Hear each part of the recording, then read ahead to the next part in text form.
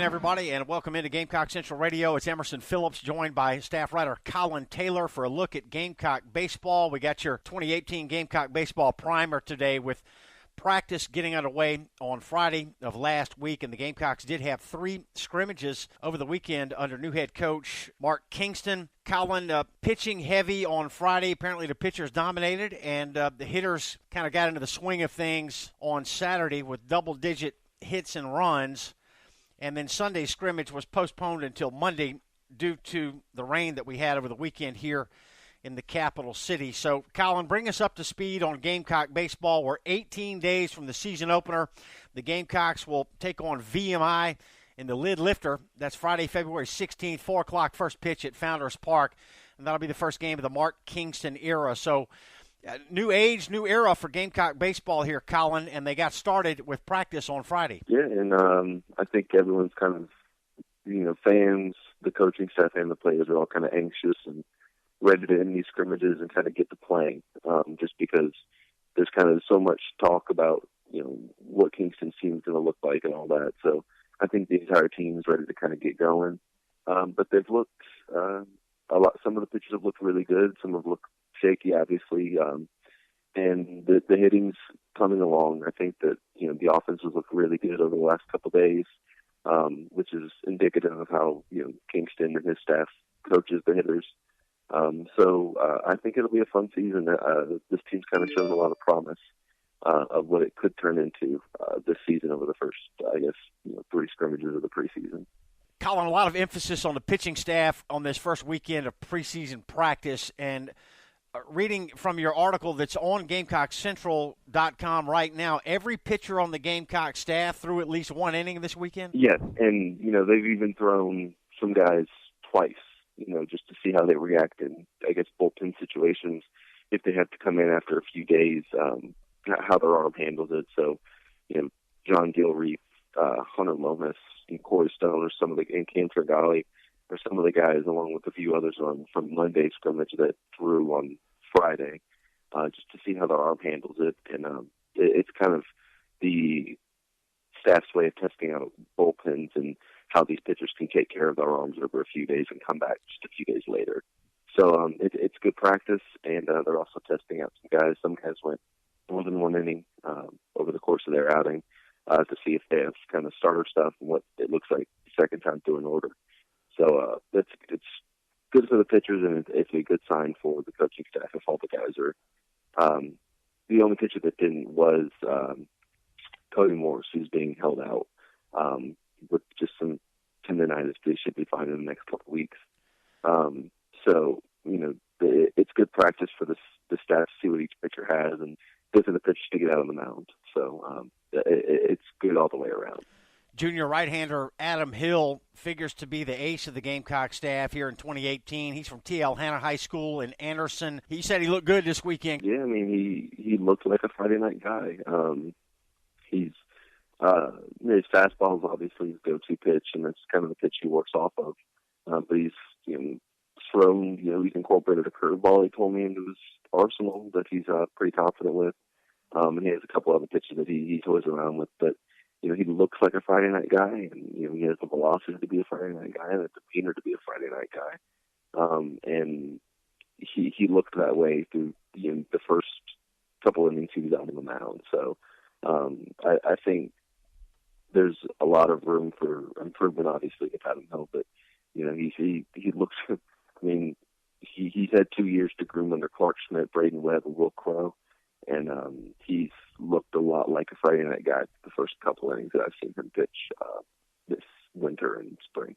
Collyn, we've got a handful of pitchers who are battling for the other 2 weekend starter slots, and we got to look at all these guys this weekend. And Ridge Chapman is a pitcher that Mark Kingston kind of singled out over the weekend, liked what he saw from Ridge Chapman. Yeah, and I think that there's going into it, a few of the freshmen were ahead of him, but he put together a pretty decent pitching performance, pretty good pitching performance on Saturday, and is now, I think, heavily even more in the discussion for one of those weekend starter spots because he has come along, and Kingston said in his post-weekend comments that he's come a long way, and he's kind of rededicated himself to getting in shape. His velocity's gone up on his fastball, and he's pitching back to what he was when he was at his best, is what Kingston said. So that's good news for South Carolina, and I think that, right now, with opening day was Friday, he'd probably be in your weekend rotation. But that's just obviously my opinion. But he's looked good from what we saw on Saturday. A couple of other players who could be starters for the Gamecocks during weekend series this year are Carmen Majinski and Logan Chapman. Tell us about them, Collyn. Yeah, and so they're, both of them came to school after, kind of being, I guess, lured by the pros. Both decided to come to South Carolina. And both were top 500 prospects by perfect game coming in. So these guys can pitch. These guys are pretty good. Both kind of, low 90s right now with their fastball. They have really good demeanor on the mound. And they're going to factor in some way, shape, or form to this pitching staff, whether it's on the weekend or midweek starts or whatever. They're going to pitch this year just because of how talented they are. I think that, right now, it's hard to tell which of those two is separating themselves or which one's separating themselves. But, Chapman didn't have his best outing on Saturday. Kind of got roughed up in the first inning. But, Majinski's also kind of, he had a pretty solid start. I think, it's really hard to tell. But, I think Chapman has looked better as a whole. His stuff's a little bit better. So I think he'd probably be factoring more to the weekend rotation. But Majinski's also pitching really, really well and is going to see his fair share of innings too if he doesn't vault him into that weekend rotation. Okay, there were three other pitchers, Collyn, that got some work this past weekend that did not play during fall ball, and that's Graham Lawson, Sawyer Bridges from Somerville, and Gage Henson. Yeah, and I think all three are obviously going to pitch heavily too. Sawyer Bridges pitched a lot, and Graham Lawson pitched a lot last year. Sawyer got hurt halfway through the season, so he was shut down, and Lawson didn't pitch in the fall just because of some arm soreness from the summer. But I think all three have, I think Henson's kind of a bullpen guy that can come in and be a kind of a middle reliever and then a setup man. And I think Graham Lawson and Sawyer Bridges both have closer stuff. I know that, Lawson was kind of, him and Tyler Johnson talked a lot last year about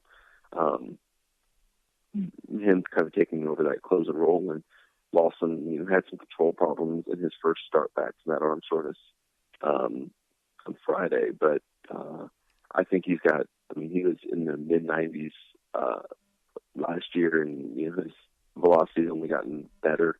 So I think he could be definitely a closer guy, and I think Sawyer Bridges is also in that conversation too for a closer role because of how hard he throws and just how strong he is in his upper body. And I think both are going to see their fair share of probably bullpen innings this year as key contributors. With a new staff in place, the feeling out process for the pitching staff continues to be a bit of a work in progress, and that has continued into the start of preseason practice here for head coach Mark Kingston, new pitching coach Skylar Meade. As far as the position players and the offense, Collyn, a lot of returning players for the Gamecocks in 2018. The headliner, of course, is sophomore outfielder Carlos Cortez, who is from Oviedo, Florida, named preseason All-American third team by Baseball America last week. Cortez played in 50 games last year, started 43. He hit .286 and had a team-high 12 home runs and 41 ribbies.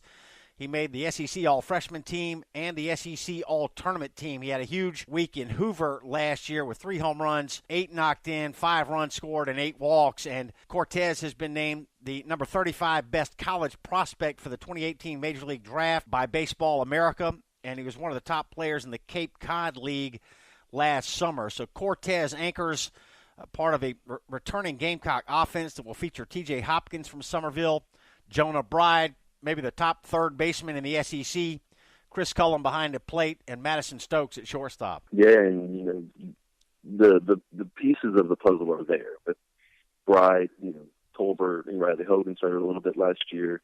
Jacob Olsen, some of those guys, and now it's a matter of finding out how those pieces of the puzzle fit together, along with some of the new additions like Noah Campbell and Kyle Jacobson in the outfield. So I think, this offense is going to be really good. Mark Kingston, his staff has had a proven track record of, high scoring, high octane offense with a lot of extra base hits. So I think that you're going to see a lot of that this year. And I think, now comes the question of, how does the middle infield shake out? Because, Noah Campbell's obviously one of the candidates for that second base job, and Mark Kingston likes what he brings to the table. So, how do the pieces kind of fall around that? I know LT Tolbert's been taking a little bit of reps at first base. Madison Stokes, obviously, at short. And then you have Justin Rowe there, too, who's kind of a utility guy. But they're working with two, and Jonah Bride's kind of your set third baseman. Chris Collins kind of your set starting catcher. And then the outfield shakes out. Carlos Cortez has been playing a lot of left field. T.J. Hopkins in center, and Jacob Olsen is a natural right fielder, from what Mark Kingston said. So I think that's kind of the lineup that I think is going to ultimately be the one you see on opening day. But still a lot of time to go, and still a lot of at-bats and a lot of fly balls to be had. Gamecock Central Radio 2018 baseball primer here. Emerson Phillips with staff writer Collyn Taylor. Couple of odds and ends here, Collyn. The Gamecock baseball team will hold a meet and greet with fans at the basketball game on Wednesday night this week at the Colonial Life Arena. The 2018 baseball posters will be handed out, and players will be autographing those posters for fans. Autograph signing will start at 7:15 p.m. Wednesday night on the concourse at the CLA, and it will last for 1 hour. And we've got single-game baseball tickets going on sale on Friday of this week. You can call the Gamecock ticket office for more information. That number is 777-4274, 777-4274. Single-game baseball tickets going on sale on Friday. And, again, the season opener coming up on February the 16th against VMI, 4 o'clock first pitch at Founders Park for the Gamecock season opener. And, Collyn, we had television times and games announced over the weekend here. 9 Gamecock baseball games will be televised on ESPN's family of networks, and we'll get it started with the Bases Loaded special. This will be the SEC Network's coverage of 7 different ball games on one day. They're going to show bits and pieces of 7 different SEC games on the opening weekend of SEC play, and the Gamecocks open up SEC play with the defending national champs, Florida Gators, coming to Founders Park on Friday, March the 16th. So that'll be fun on the SEC Network, the Bases Loaded special. The Sunday game against Florida, the third game of that opening weekend of SEC play, will be televised as well. 1 o'clock first pitch on ESPNU. The home series against Tennessee starting Thursday, March 29th, will also be televised.